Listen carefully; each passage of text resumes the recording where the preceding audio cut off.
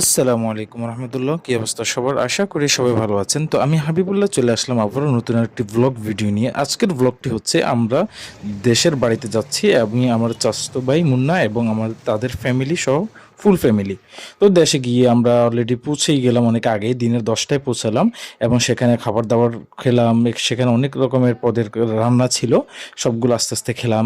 আমার full family, আমার আপন ভাই, আমার চাচাতো ভাই সবাই মিলিয়ে খেলাম সেখানে। আলহামদুলিল্লাহ, খাবারের মান সবসময় তো আপনারা জানেনই যে দেশের রান্নার মজাই কিন্তু আলাদা। দেশ গ্রামে সবসময় কিন্তু পিওর রান্না হয়। হ্যাঁ, ঢাকা শহরে বলেন বা শহর অঞ্চলে অনেক রান্না হয়, বাট এইভাবে যে খাবার যে একটা মজাই আলাদা। আমি যখনই রান্না মানে দাবাতের খাবার খাই, তখনই চেষ্টা করি কি এরকম প্রত্যেকটা জায়গা থেকে, প্রত্যেকটা তরকারি থেকে ছোট ছোট এক একটি লোকমা নিয়ে, তারপর সেখানে উপরে একটি লেবুর রস দিয়ে, তারপর যখন এটা খাবেন না, আপনারা একটু ট্রাই করবেন, দেখবেন এটা সবচেয়ে মানে মজাটা কিন্তু এটার মধ্যে, সব কিছুর মিশ্রণে আর কি।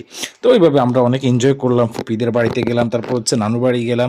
সকল বাড়িতে বেড়ানোর পরে যখন আনন্দ উল্লাস হয়, তারপরে চলে আসলাম আমাদের এলাকাতে একটি ঝালমুড়ির দোকান, যেটা সবচেয়ে বেশি ফেমাস। এবং মানে এই জায়গার ঝালমুড়ি এবং সিঙ্গারা যে খাবে না, তার মানে কখনোই বুঝবে না এটা মজা কি।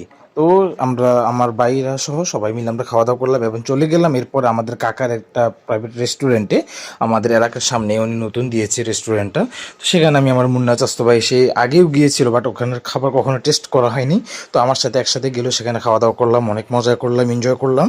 তারপর চলে আসলাম আমাদের ছোট্ট একটা আদরের মাছের সাথে পরিচয় করাতে, গোল্ডেন ফিশ। এই যে দেখুন। তো কেমন লাগলো ভিডিও অবশ্যই জানাবেন, কমেন্ট করবেন, চ্যানেলটি সাবস্ক্রাইব করবেন। আসসালামু আলাইকুম।